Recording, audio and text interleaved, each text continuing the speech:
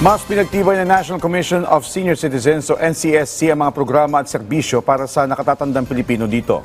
O dito mabibigyan ang mga benepisyaryo ng cash gift bilang bahagi ng Extended or Expanded Centenarians Act habang pinapalakas din ang proteksyon sa kanilang araw-araw na buhay.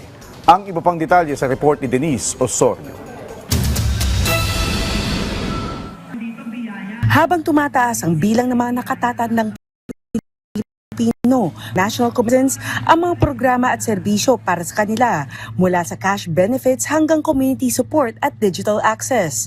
Sa pagpapatupad ng Expanded Centenarians Act, may cash gift ang mga senior citizen na umaabot sa milestone ages, 10,000 pesos para sa mga nag-80, 85, 90 at 95 years old at 100,000 pesos naman para sa mga umaabot ng 100 years old. Ayon sa NCSC, umaabot na sa 268,333 senior citizens ang nabigyan ng cash gift as of December 31 noong nakarang taon, na may kabuuang disbursement na lagpas 2.84 billion pesos. Para sa unang quarter ng 2026, target naman ang karagdagang 74,752 benepisyaryo na tinatayang aabot sa 807.5 million pesos. Samantala, may mahalagang paalala rin sa mga seniors na gumagamit ng cellphone, apps at digital services.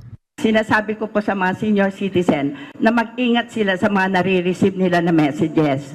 Kasabay nito, tinutulak din ang mga panukala laban sa cyber fraud, kabilang mas maigpit na proteksyon para sa mga nakatatanda. Bukod sa proteksyon laban sa scam, nilinaw rin na ang pagpapatayo ng mga senior citizen centers ay mahalaga para sa mga aktibidad, serbisyo at social engagement ng mga elderly sa komunidad. Sa kasalukuyan, may 15 operational senior citizen centers na sa buong bansa, habang patuloy ang koordinasyon para madagdagan pa ito.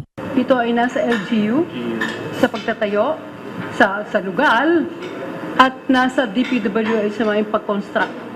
Dagdag pa ng NCSC, habang nakatutok ang DPWH at ang LGU sa mga infrastructure projects, sila ang nakipag-ugnayan para mapabilis ang implementasyon at masigurong ang mga pasilidad ay akma sa pangangailangan ng mga senior citizens sa bawat lugar. Samantala, mahigit 1.06 million senior citizens na ang gumagamit ng Digital National Senior Citizens ID, habang lampas 9.1 million na ang naitatala sa online registration system. Layunin ng NCSC na palawakin ang suporta sa mga senior citizen habang pinapalakas din ang proteksyon sa kanilang araw-araw na buhay. Denise Osorio para sa Pambansang TV sa Bagong Pilipinas.